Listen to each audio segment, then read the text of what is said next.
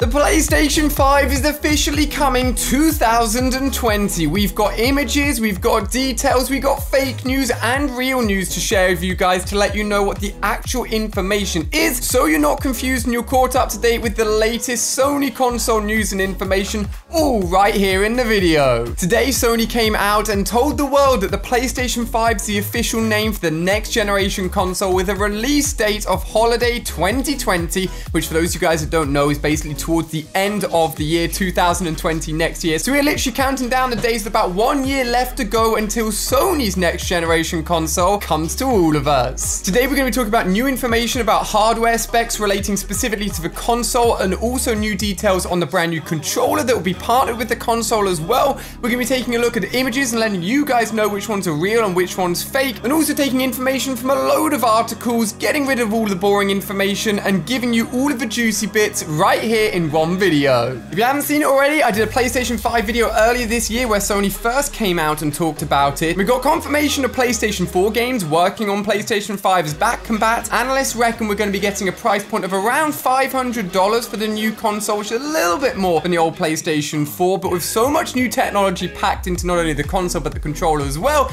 which we're going to get into in this video, I can definitely see the price point being fair. If you're excited for the PlayStation 5, give it a big fat thumbs up right now. Hit that like button down below, hit subscribe as well as we get closer, and of course once the console comes out I'll be covering all of it and showing all of it right here on the channel, so make sure you're subscribed. First up, I'm going to be doing a game of real or fake. I've got a picture of a supposed PlayStation 5 controller and also a picture of a supposed PlayStation 5 console. I want you guys to leave a comment down below. Which one do you think is real and which one do you think is fake? And I give you a few seconds to decide, because the answer is not as obvious as you may think. So, believe it or not, although the controller does look very cool, this is actually fake, as confirmed through a video where somebody actually built it and made it in a 3D render program on their computer. So although it's very possible that the controller could look like this image is not real. We will be talking about real controller news for the brand new PlayStation 5 with some really cool new features, but that image specifically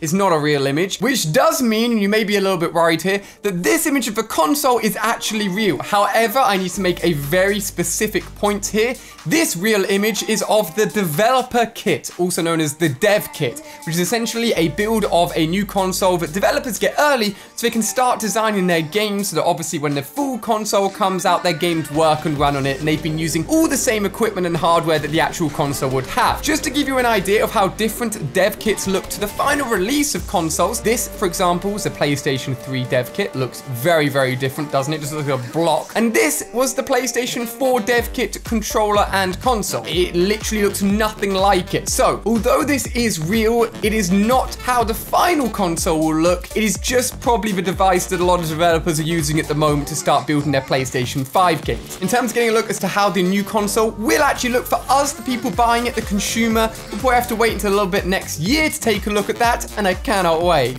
Now that that's clarified, now we know what's real or fake, let's move into the new information. So first off, the console. We already knew that ray tracing would be available in the PlayStation 5. It's been confirmed that it will be based on hardware technology, which basically means it's not all being faked. It is literally going to be happening to make your games look amazing. As you're seeing on screen here, it's just an example in Minecraft and some other games where if you have a high-end NVIDIA card plugged into your PC at the moment, you can take advantage of ray tracing already. It basically makes it look lighting and the game look visually so much more real than games have ever looked before, using real-time rendering, processing powers, and shader effects to make things look how they would in real life rather than just computer generated. It's been confirmed that the console will be using SSD drives, which is basically solid-state drives with no physical moving parts like the old hard drives, which means things will load a million times quicker, games will be faster. It's basically really good news. I've got solid-state drives in my PC, for example, and a lot of you guys may do at home already, but consoles are a little bit behind. But with the PlayStation 5 using solid-state drives, just for example, it means booting up games will be quicker, installing stuff will be quicker on your console. I know a PlayStation 4 takes ages to install updates and games. It's pretty slow. And the cool thing is, and this is available in some games already, you'll be able to actually install and boot up when you first play a new game, the portion of the game that you want first. So for example, if you're downloading Call of Duty and you just want to jump in and play multiplayer, you can download just the multiplayer portion, play that straight away, and then let the single player download in the background, or vice versa, which is a cool option. One big change from the UI or the home menu of the PlayStation 5 is if you're currently scrolling along on a PlayStation 4, you can see what other people are doing or what you could possibly be doing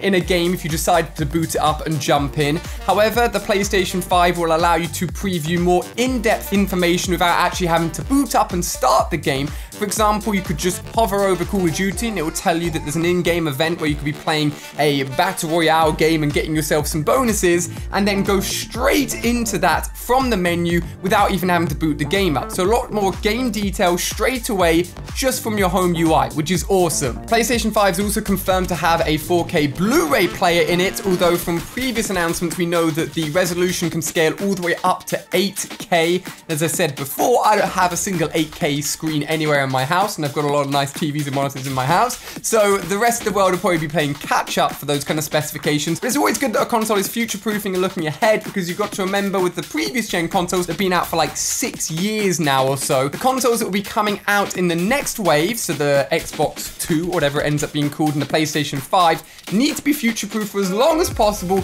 and need to be super powerful, especially if they want to play catch up with PCs. I, for example, have moved over from my PlayStation 4 to my PC for almost all my games just because of how powerful it is and how well it runs. So console gaming have got a lot of catch up to do, especially with a lot of people playing on PCs now. Sony have also announced that they'll be opening up their doors and fully supporting developers using cross-platform play, which is awesome.